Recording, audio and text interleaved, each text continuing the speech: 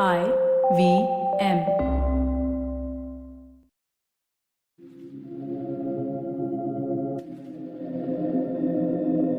This is Audio Gyan, and I am your host Kedar Nimkar.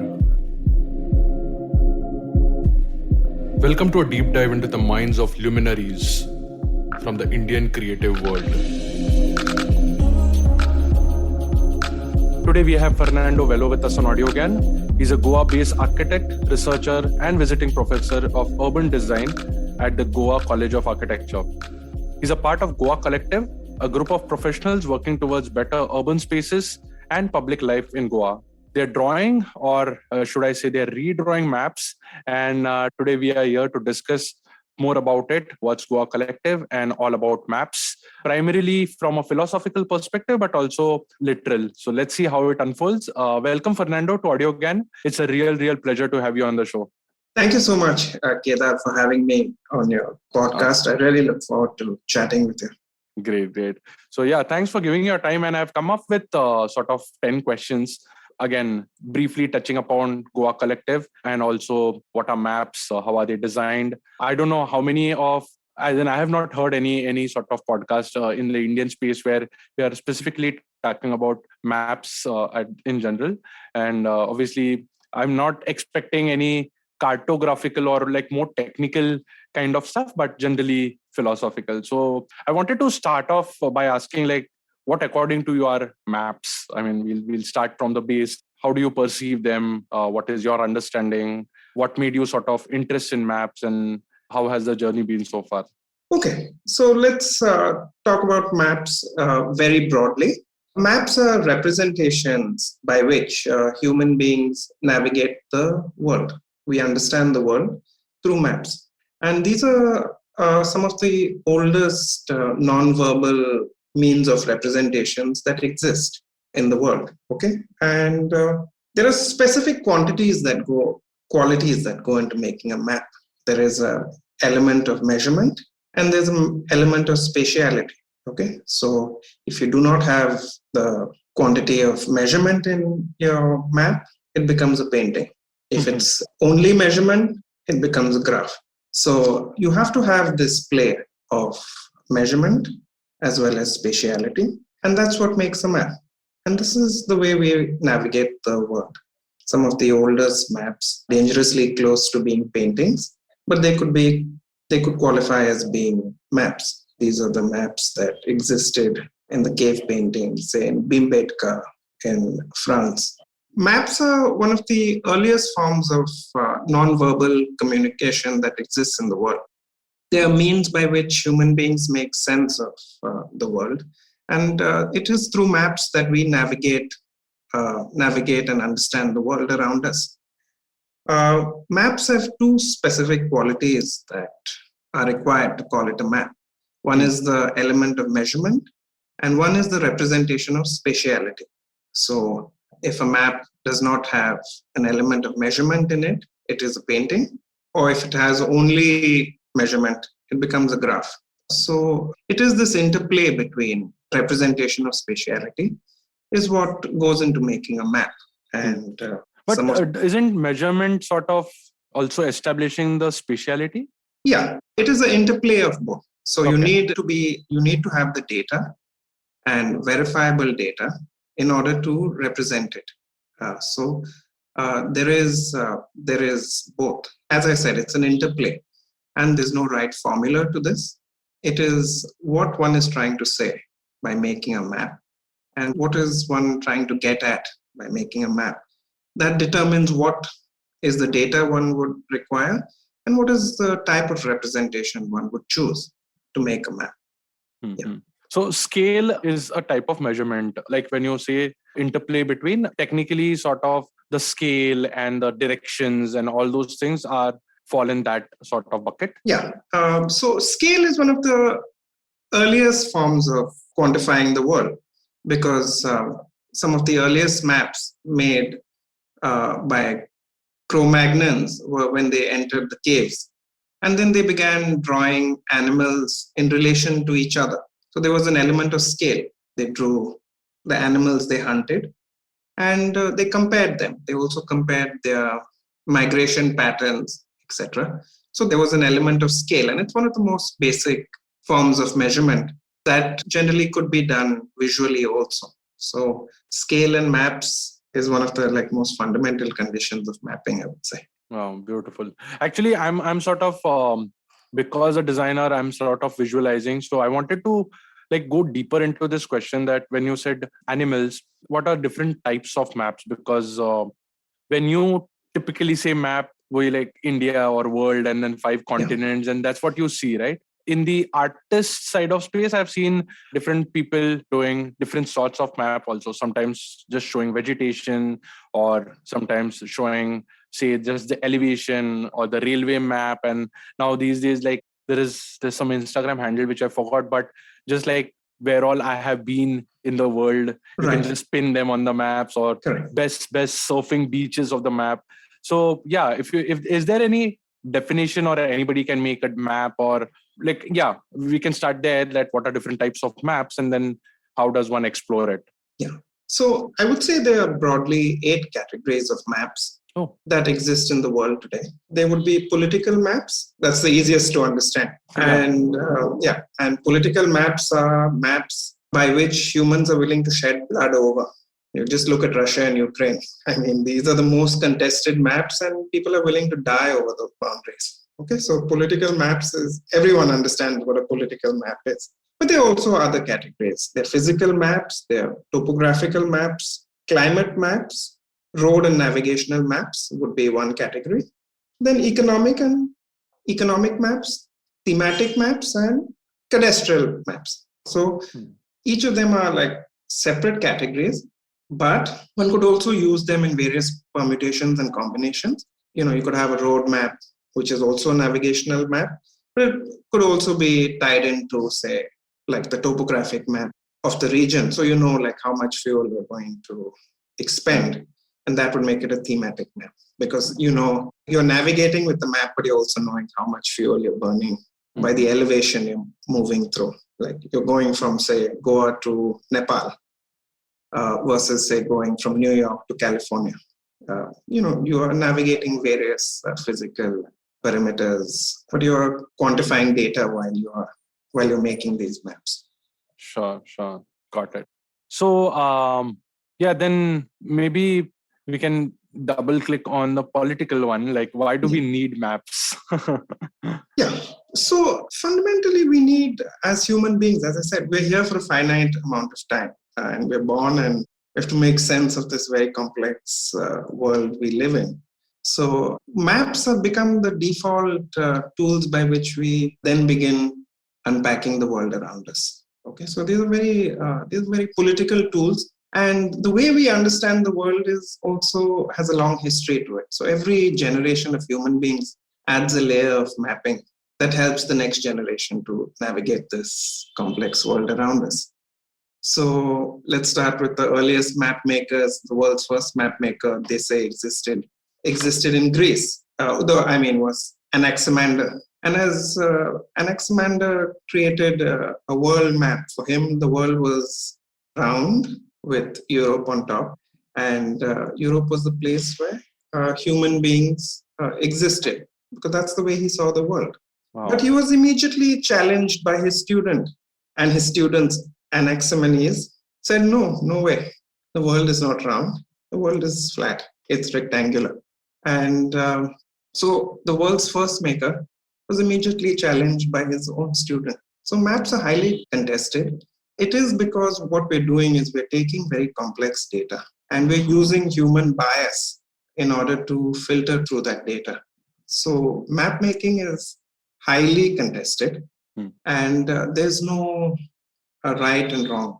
It's just perspective that we bring to the data that makes this terrain so complex. And it is also something we're willing to shed blood over. Okay, so where we draw boundaries political boundaries don't exist on the terrain. These are some things that exist in maps. But if someone crosses a political boundary, you're asking for trouble. And I'm not talking about national boundaries also. I'm just talking about all manner of social constructs. I'm talking about caste, religion, And you're seeing this happening in India at the moment, where you're seeing very, very deeply held beliefs of where boundaries exist and what can be transgressed being enforced on the ground. So, as a democratic society, map making has become ever more important. And it is very important for civil society and for the government to, in a democratic society or in a society that aims to be democratic, is to make data available to the citizens. And by which then certain social conditions can be fought over and can be contested in a fair democratic manner. Okay, there are all manner of boundaries, caste boundaries, gender boundaries, language boundaries that exist in the urban sphere around us. Okay, but we have to bring this out. And this is one of the reasons why we founded the Goa Collective, is because this data is not available to us. And we have to go searching for it. And it's quite difficult to find this data. So we're making baby steps. Yeah. And we're getting... Which sort of data is this for Goa Collective? As in, is it just the physical and the topological sort of boundaries or much more than that? Yeah. Okay. So we're a bunch of architects and design studios who've gotten together, and we want to bring in our skills as architects, urban designers, industrial designers to the medium, to a democratic space by which society then can visualize the societies they live in. Because if you don't have maps to reveal the patterns that influence our lives, we just think like, we are operating with pure logic and we don't question the structures around us. So this is one of the reasons map making then becomes such an important tool for us. And the most basic data is topographical data, physical data. So that's where we began, because that's also an area we understand quite well, is mapping of cities and mapping of urban environments.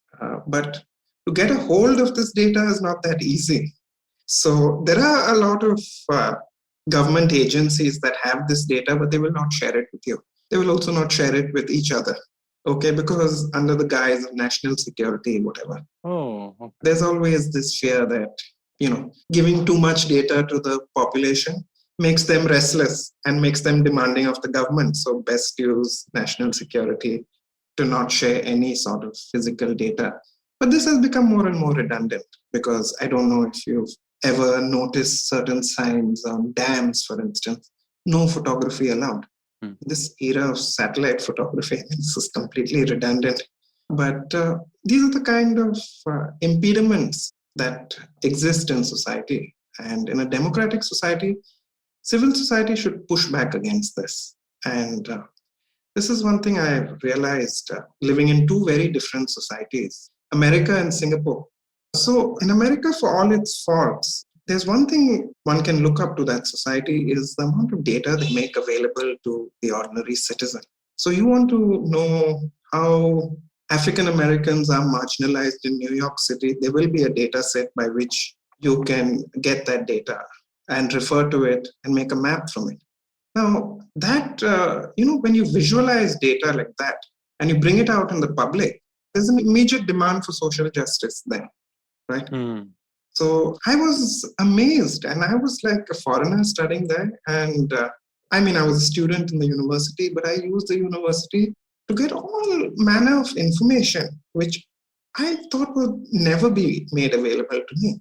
And I constantly thought, like, what would Goa look like if I had all this data available to me? So then I lived in Singapore, and I also tried getting this data, and it was not available to you at all. The data you were fed was what the government gave you. Okay, and generally when the government gives you data, it's all very rosy. It's not going to challenge the status quo. So when I began teaching at the Goa College of Architecture, I also began looking at some of the work students had conducted.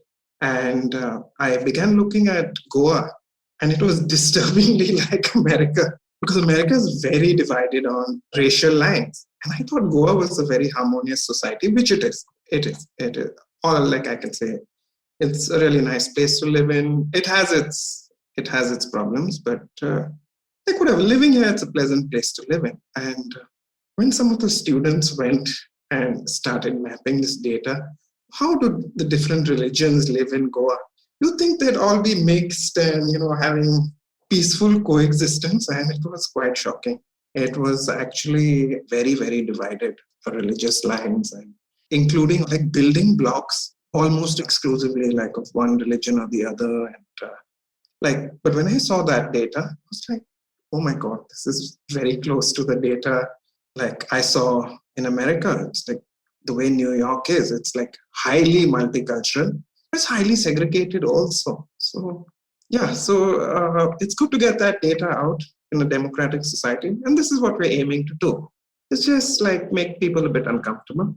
Mm-hmm. Let's challenge the notions of what we think like Goan society is. And so we started with the simplest. We don't want to jump directly into this kind of religious sphere, and it gets highly contested. So we just started with this very simple topic which would startle everybody. It's like the river systems of Goa and how they are dying, because no matter what your social class or religion or social standing is, you're going to be concerned looking at the way mining has ruined Goa's landscape. And you're also seeing a startling rise in cancer-related deaths in Goa. I don't know if you can put two and two together, but one of the discussions we had at the Goa Collective is this cancer rising because it's being detected early?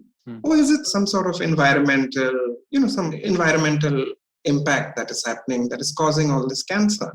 And we don't know. We don't have the answers for that. But what we are trying to look at is, why is it spreading across Goa? Is it a lifestyle thing? Are Goans doing something that is causing all this cancer? So we started looking at water, because water is what all of us like. Common it's a common, it's something we all use, and it's something provided by the government, right? And what we noticed is a lot of the mining pits are being used to supply water, like drinking water from mining pits. And old mines are very close to rivers. And there's all these problems of heavy metal leaching into the water. So this was one of the first things we wanted to study, is the effect of the physical landscape, like on Goa's society. So this is something we're exploring right now. It's just that the river systems, the water, what are we consuming? Where is this water coming from? And the government is quite open about it. Like in May, they just begin pumping all this water out from mining pits, treating it and putting it in our taps. Now, okay. So where do we go from here?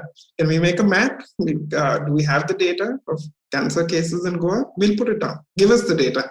Tell us which taluka has a spike in cancer numbers, and tell us where the water is coming from. If there isn't a correlation, then fine. I mean, let's discover what is causing all this. Is it a lifestyle change? Are we more sedentary? Are we eating wrongly? I mean, all this can be mapped, right? So we got to get to the bottom of this at some point.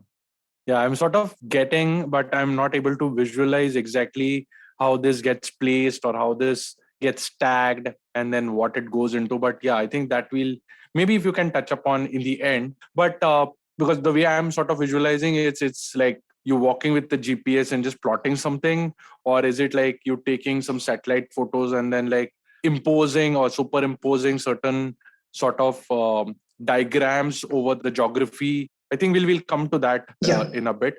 But Sure. Keeping the philosophical aspect, like, do you think maps sort of like what comes first, like the maps or the boundaries? Because when you were saying about Karnataka and Goa, typically, again, what I can visualize is that welcome to Karnataka, welcome to Belgaum, that's sort of a board, and then there is some outline.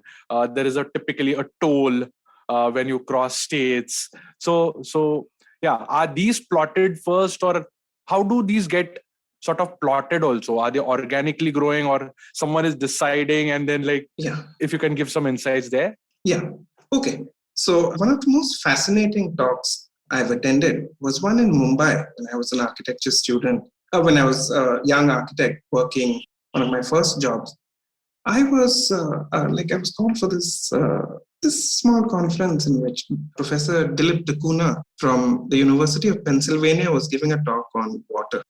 And he said, this division of land and water seems very natural to human beings. Like, we know what is land, we know what is water.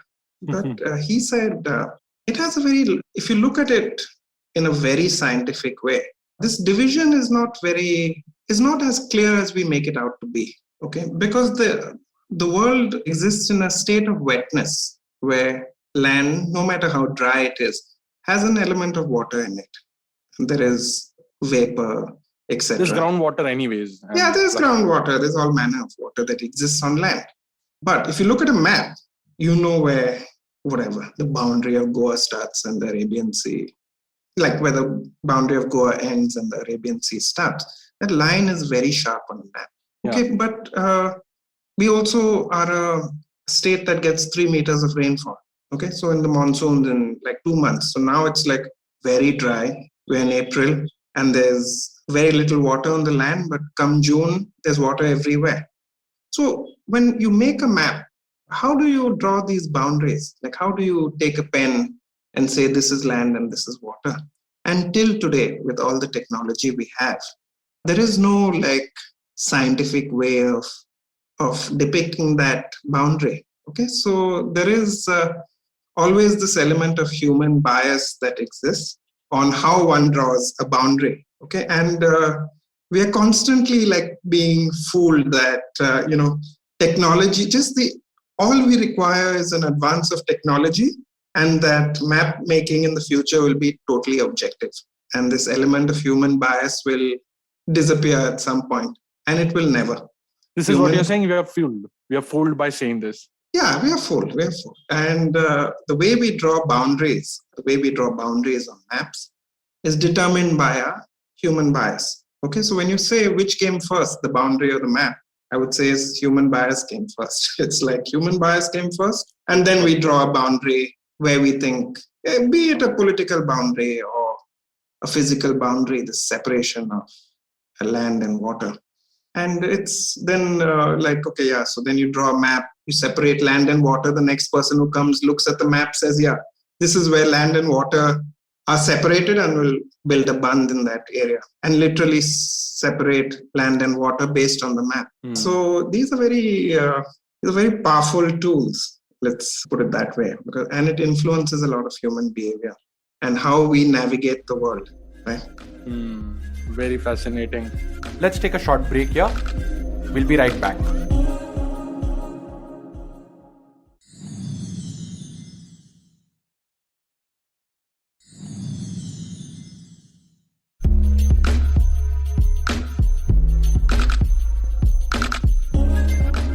Okay, welcome back to the show. I interviewed Ganesh Devi, the linguist, and I had asked him a similar question that, like, what's a standard language? Is there something called a standard language? And he gave almost a similar answer. I mean, like, the parallels are similar, where there is nothing called a standard. It's just that it's a political concept. And in fact, like what we call is, like, one of the other podcasts which I had heard, he's sort of, the guest on that podcast put it very beautifully, that a standard language is a language with a gun in a hand. So it's just like power play of sort of human beings over the other. Yeah. So, like, could I add something to that? Yeah, please. Yeah. So it's the same with map making. It's exactly the same with map making. Map making is a very powerful tool.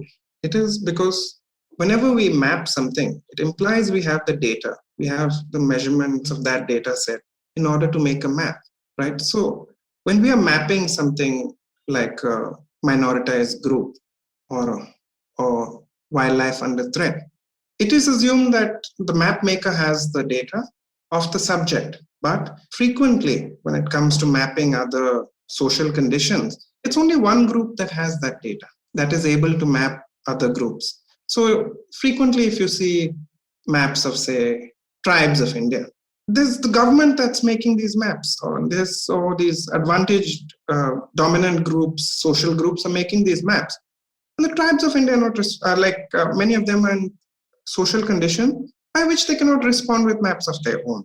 So there is this huge political difference of power that prevents certain groups from responding with maps, because then you can have like a proper contestation of ideas. But when one person is making the maps, has the data to make maps, it also speaks of that, of the difference in power that these groups hold. But can there be, I don't know, it's a tough one, because Wikipedia also to a certain extent gets like fudged, right?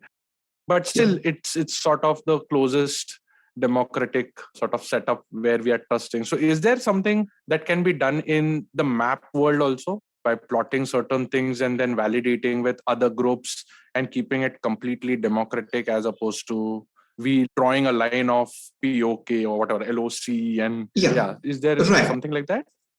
Yes, and this is where professionals, any professional within the design space has a huge role to play, because many of us come from groups that have a lot of like social advantage over other groups. Okay, and we are the ones who can make maps, but we can also offer skills to these groups in order to map data that is valid to them. For instance, there are many villages in Goa who are opposed to very powerful multinational groups. Okay, and these villages tend to be very kind of socially disadvantaged. But say they want to protect their water resources, etc. If this can be mapped, a professional can go and help them make a map. It becomes a very powerful tool by which they can then go and speak to the government and speak back to power, mobilize themselves. So design professionals and the design world has a huge role to play, in which we can make very basic maps specifically of groups, no matter which environment we exist. Even in Mumbai, just go outside your house, there will be a squatter settlement that would be deemed illegal. Okay, so the urban condition should not make any human being, the settlement, the housing of any human being in a city illegal. So you have to make a map, help these neighborhoods mobilize by mapping all the data that they want to put out there. And it's very simple data. How many households have water? Can we get a sewerage line to every house? And where do you get this from? Like from the local municipality, or you're actually talking to people and going around in that area? You can do both. Because, for all the bad things we hear about our government, in which we are always grumbling about how badly the government works, there are officers with a good heart, let's put it simply, who will give you this data. And if they see that you're going towards a goal that is like socially responsible, many of them go out of their way because they also want to leave a legacy behind. So it's good to speak to people. They are the ones who have the knowledge of the local terrain, but the government has the overall data and of utilities, social structure. It's all there. It's just that you need to go and fish it out. The reason why I sort of spoke about the Wikipedia thing is because I was just reading through Mahatma Gandhi's sort of description. And I don't know what's the current status, but it is said that he's popularly known as Father of the Nation, while in school it was said he's known as Father of the Nation. So the narratives are changing subtly without even people noticing. And so what is happening here? Like, do you think like when humans are creating these sort of power structures or sort of demarcations, are they creating sort of exclusivity that this is, say, Goa and this is Maharashtra and these are Goans and these are Maharashtrians? And so, I wanted to ask, like, do they create exclusivity, or like what are the dangers of map making also? Yeah, so that's precisely. So in a democratic space, all ideas should be contested, like in the grand scheme of things. So exclusivity is one of the ways in which political power exerts itself in the social sphere. Okay, so it has to be challenged also. So the best way of challenging social hierarchies is to make a map from the other side, is to have two maps speak to each other.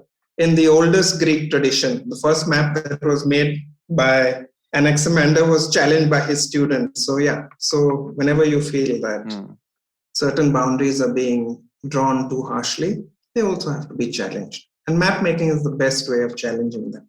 of socially mobilizing and politically mobilizing people. But even in the Greek traditions and whatever little bit I know, there were certain formats, there was certain logic, there was certain ethics, and there was certain grammar in which these arguments were also contested, or these conversations. Is there any pattern here where, or it's just sharing raw data and your representation? Because when a human is drawing it, there is a bias, right? So then how do you contest objectively?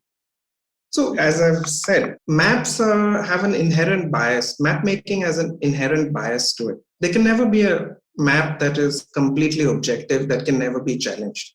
That map doesn't exist. It is because you are taking very complex data sets, you're simplifying them, and you are using your intuition and your personal biases and or group biases for that matter in order to simplify this data, right? So data and contestation go hand in hand. It is because we are looking at the world with two different lenses or many different lenses. But there would be an exception in terms of the geographical, the physical location, because I mean, like Panjim is right at a particular lat long, right? So that cannot be challenged. So apart from that, everything can be challenged, or there are other certain maps which may not be challenged because of like hard evidences. So when we say Panjim is in a certain place and New York is somewhere else, we are following a certain set of conventions, and those conventions can be challenged. Okay, because as society moves on, there are different ways of viewing this data, and different conventions arise. So yes, the way we see the world today has been built upon by Ptolemy's maps and Mercator and Al-Biruni.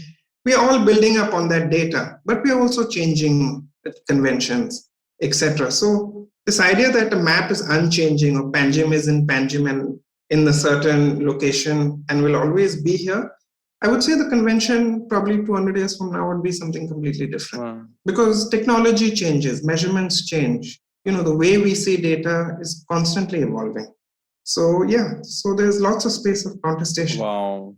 So I don't know, for like just to be adventurous, I'm going very abstract. So if all people from Panjim move to say Delhi physically, will like Panjim be called Panjim, or will Delhi be called Panjim? I mean, finally, it's a group of people and their living style, what cultural values they carry.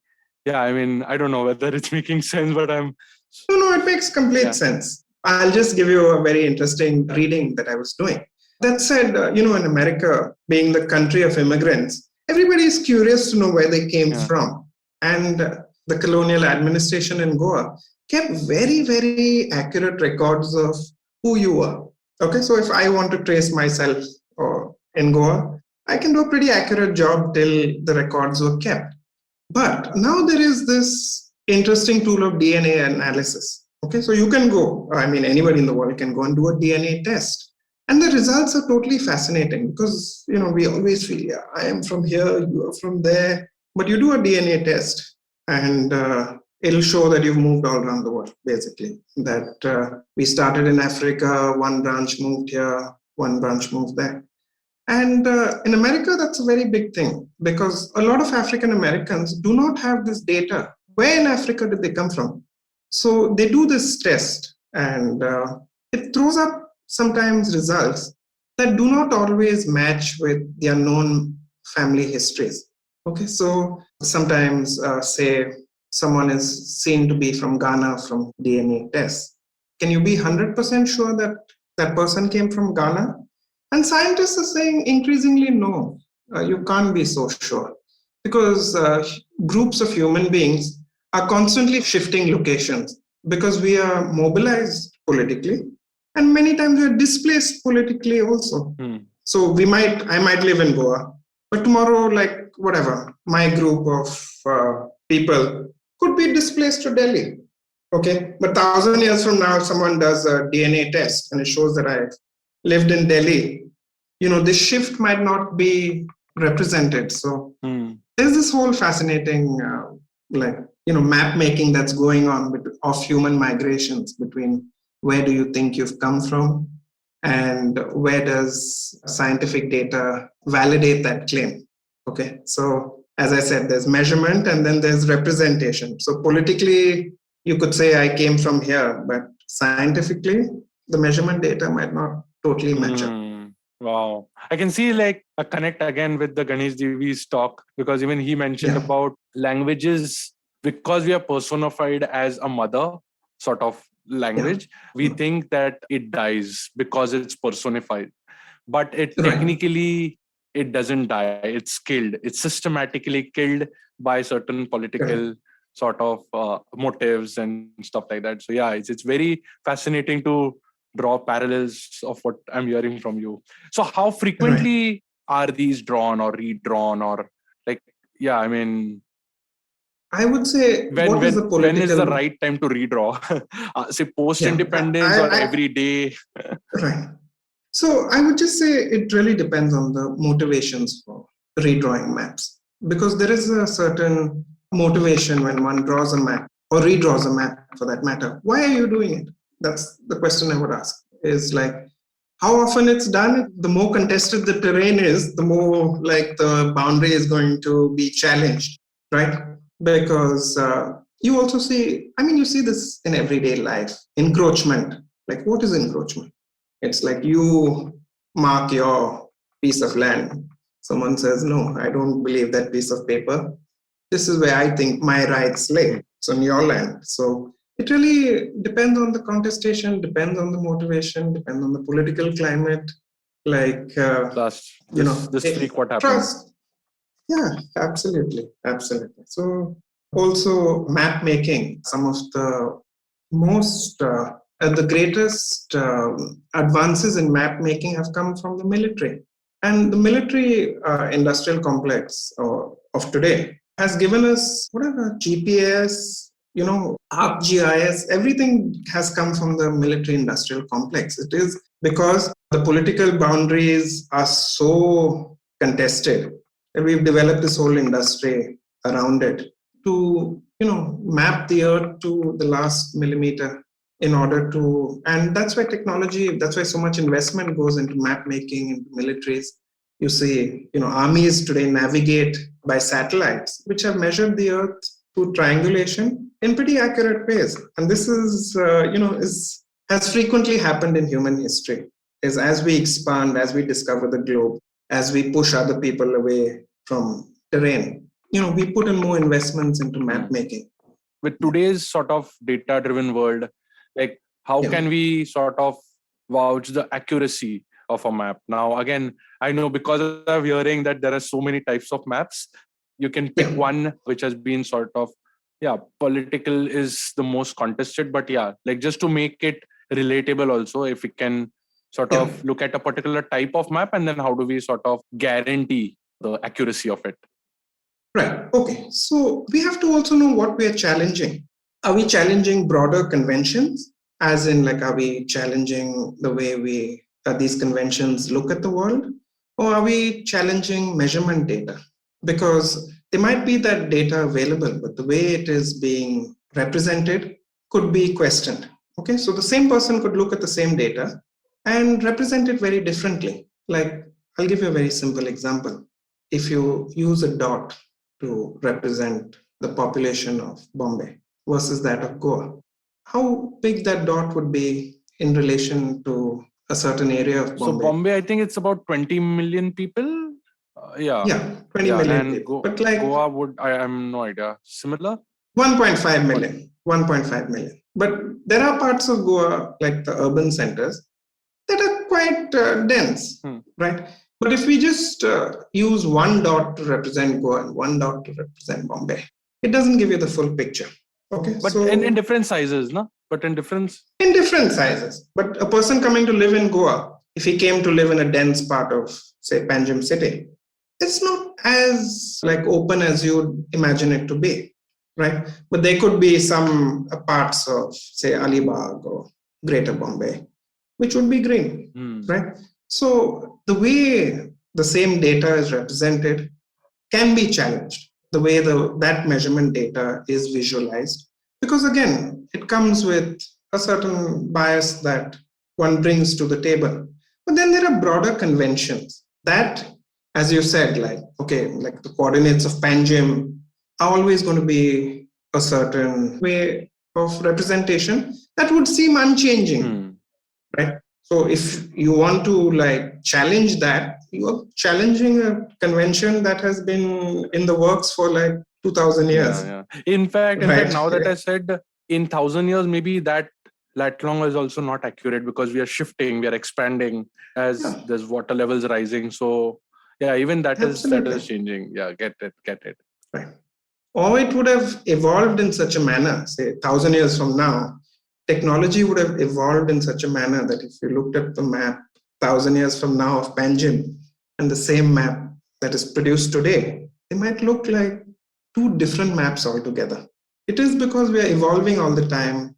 It also requires a certain element of visual literacy.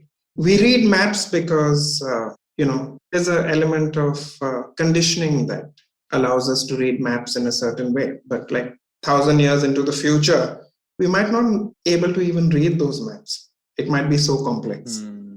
Very fascinating. Very.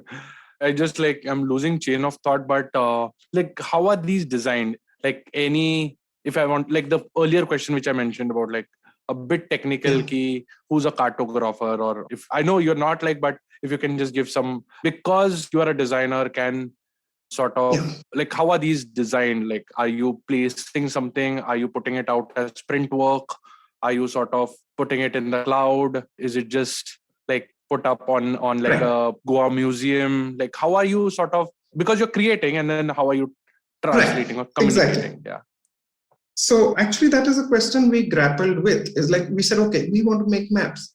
Then we said we are architects and industrial designers. How do we get to make maps?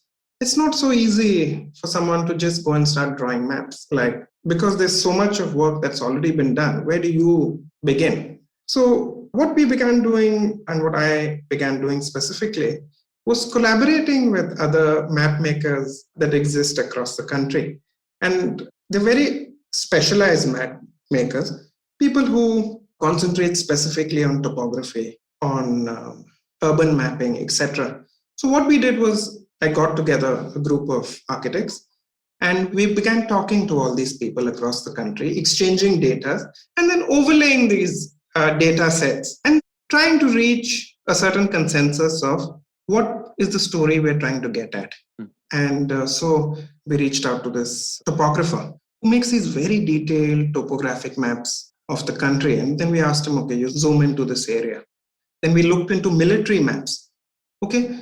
And military maps frequently look at data sets that impede the military. So, like rivers that need to be crossed, etc., are depicted pretty accurately in military maps. So, we took that topographical data, we overlaid it with this military data.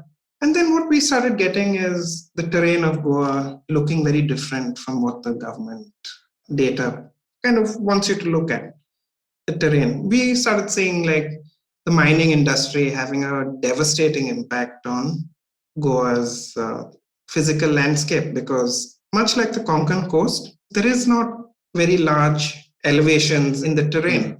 So, whenever you have like mining in Goa, basically start flattening out hills. When you start flattening out hills, it's the watershed that leads into the rivers that also get flattened out. So, the health of the rivers also deteriorate. But that starts revealing itself when you talk to various map makers and then bring all their data sets together. A story, a pattern starts revealing itself. So, yeah, so there is this angle, this political angle that we try to get at. But there's also these data sets we play with. Yeah, I was actually going to ask you, but you said it aloud. Is that if you're like a documentary filmmaker or a journalist, typically you don't start with an agenda. You just like purely document for the document's sake, and then sort of have an opinion or infer something from it, but not really start by challenging something.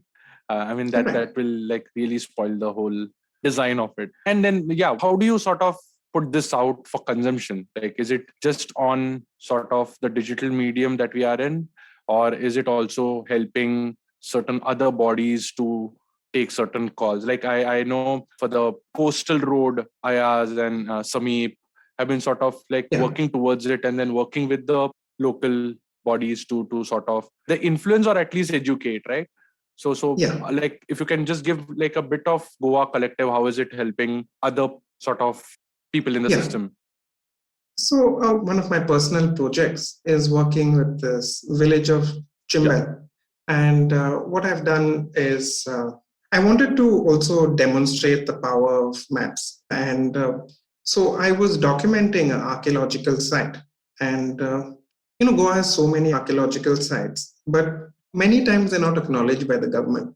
Because why add another archaeological site when you do not have the money to maintain the ones already protected? So just ignore it, right? In fact, yeah, I would So say there is money. It's just that why to spend there? It's sort of. yeah. So I would say one of the tricks I employed, knowing the power of Google Maps, was I told 50 of my friends, like over a period of 6 months, this archaeological site exists, and I sent them a photo on WhatsApp with the location pin. Kindly visit that site. And I have uploaded the photo of that site and dropped a pin in Google Earth. And I put a small description. And I said, just go to the site, let Google Maps record that you've been to the site, and leave a review of the site. That's it. Okay. The government doesn't want to acknowledge this site. You go and acknowledge it. So, like, say 50 of my friends went over 6 months and started posting photos on Google Maps, etc. And that whole thing went viral. Like people in the village didn't know it existed. And then they got to know, like tourists, like foreign tourists, etc., started like coming to that site in the middle of Chimbal village, which is in the middle of like nowhere, and visiting the site and totally impressed. And then the whole like village got together and started putting a lot of pressure on the government, and they finally declared it a protected site. So that's the power of Amazing. Google Maps. Yeah, so there's a lot of work that can be done specifically with people with a graphic design background or architectural background. These are the tools of future, map making. And we're quite like, if we want to be like socially engaged, it's a wonderful way of like engaging with society. Yeah, amazing. Any other site that or any other work that you would like to share, which has sort of impacted or brought attention to the government or any of that matter, like any NGO got noticed it and. Yeah. So what I'm working on now is mapping an informal settlement, which is like, I don't like to use the word slum, but a squatter settlement in the village of Shimbel, which has been ignored for a very long time. And Goan society has this problem that we do not, we just like to ignore urban growth and then push people to, specifically from disadvantaged backgrounds, to the boundary. And then you've seen like this huge growth of these informal settlements on the boundaries of our cities. And it's leading to the deterioration of the cities, because you can't have a good part of a city and a bad part of a city. And we are all part of one urban landscape in Panjim. So one of the things I am doing with my students at the Goa College of Architecture is sending them there. Is first acknowledge that that place exists. Let's put it on a map. Let's map these houses. Let's show that human beings live in slums. Let's show that they are also politically marginalized, and the densities they live in inhumane. Okay, and the same densities that exist in your neighborhoods with gated complexes and trees, etc. That kind of density should be made available to all citizens of Belgium. So what we're trying to do is get into these neighborhoods, gain the trust of the neighborhood, and then bring forward problems of urban congestion, the lack of a sewerage system, too many human beings living too close to each other, which leads to all sorts of epidemics and disease outbreaks, because you're packing so many people so close together. Where is all that sewage going? Is it causing skin problems? Is it causing waterborne diseases? If it causes waterborne diseases, can you live in Panjim and say that I am completely immune to what's happening in Chimbel? You can't. So we are working on this project, and I frequently encourage my students to go there and then build up upon the data that previous students have built. And people are very thankful because then they can take that and ask the government, okay, provide us a sewerage line, etc. So yeah.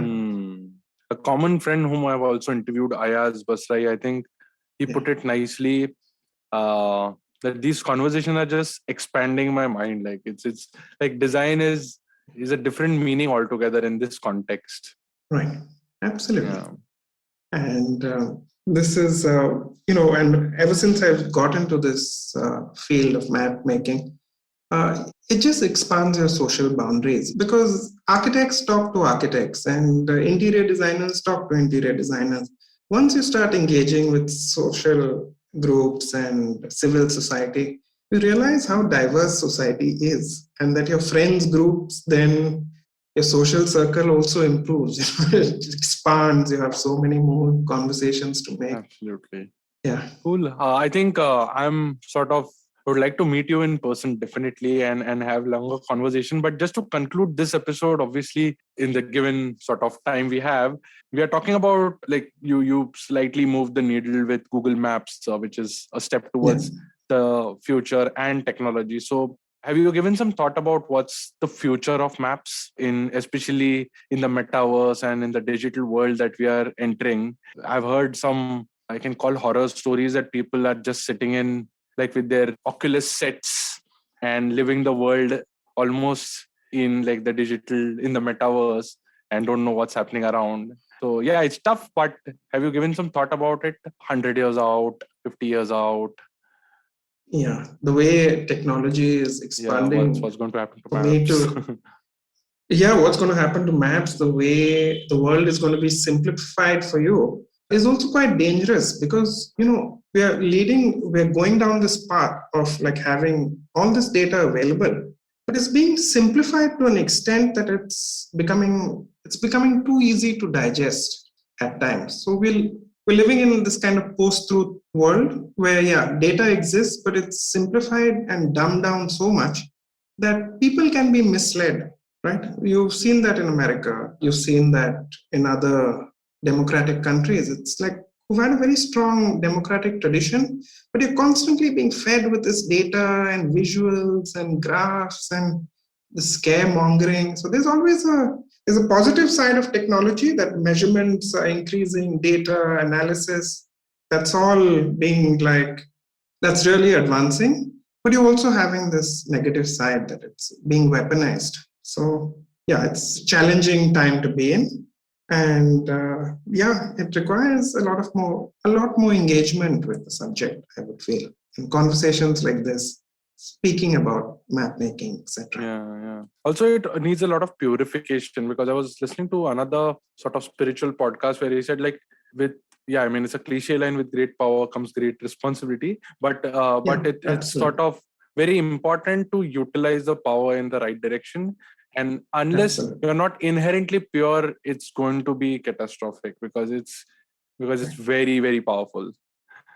Absolutely. Yeah. And it can be weaponized also. Yeah. And now it's giving the individual the ability to weaponize all this data. Yeah. Like you have all this data that's going to be available to you. How do you use it responsibly? Mm-hmm. Right. You can also go down a very catastrophic path. Yeah. I've been poking around the metaverse, and there are these Decentraland and whatever. The metaverse, they have created maps and people are blocking lands and stuff. And it's truly a democratic setup, but then there are no boundaries. So they're creating artificial boundaries so that there is some demand supply kind of a dynamic. Otherwise, it's just endless. It's an infinite world that is being created in the metaverse also. So that would be very interesting to explore as well in the map setup itself. Right. Cool. I think this was wonderful. Thanks a lot for giving your time. Anything which I've missed, which you would like to share about map in general? I would actually just like to make an appeal, actually, more than anything else, is to people who follow the Goa Collective. And if you ever want to collaborate or ask us for any data or discuss any ideas, please feel free to reach out. And we are totally open source. And we'll tell you how we make make maps, what are the biases we bring to the table, and we can have a free-flowing discussion. We've reached out already to a small group of map makers across the country, and it's an absolutely wonderful conversation we're having. And we'd like more people to jump into this bandwagon and make more interesting maps, because in a democratic society, we require this. We require more maps coming out, more terrain being contested. Correct. Yeah, and I'll add show notes, link all the show notes. And for that, you can visit audiogan.com also. I hardly make a plug. But okay, thanks a lot, Fernando, for this. It was really wonderful talking to you. And all the best. And hopefully we catch up in person soon. And yes, you can sort of teach me some tidbits of like map making also. Thank you so much for having me on your talk. I really enjoyed this. Awesome. Thank you. And that's it from today's GAN session. For show notes and more GAN, visit audiogan.com. If you like this podcast, please don't forget to check our other interesting podcast on IVM Network. You can listen to us on IVM Podcast app, ivmpodcast.com, or any of your favorite podcasting apps. To stay tuned, follow us on Twitter and Instagram at IVM Podcast. And if you wish to connect with me, I am at AudioGAN Moments on Instagram. Until then, take care.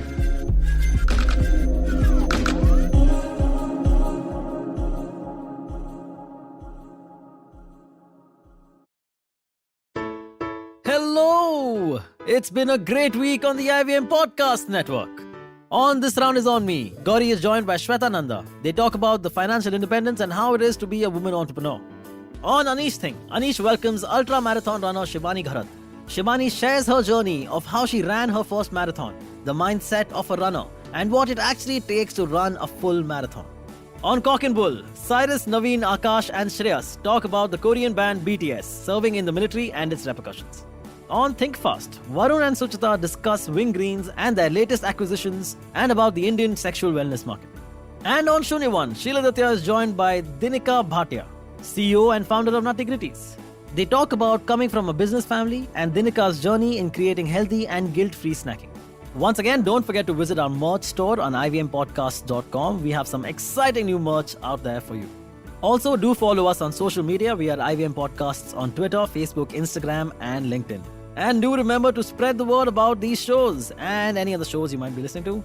Appreciate them, rate them, and review them wherever you are listening to them. You can also check out all our other shows on youtube.com/IVM Podcasts. And finally, we would like to thank our sponsors this week: Volvo XC40 Recharge, Bumble, Heads Up for Tails, Kotak Privy League Program, and HDFC Mutual Fund. Thanks, guys. Without you, this would not be possible. Do you often find yourself surrounded by conversations about Web3, blockchain, NFTs, DAOs? What are these terms and how do they affect our future on the internet? So many questions, but don't worry, we've got answers to all your questions. Hi, I'm Eklavya Bhattacharya, and on our show Future Proofing, we try to decode the impact of these future technologies on various industries with experts and tech enthusiasts. Tune into new episodes coming out every Thursday on the IVM Podcast app and the website, or wherever you get your podcasts from.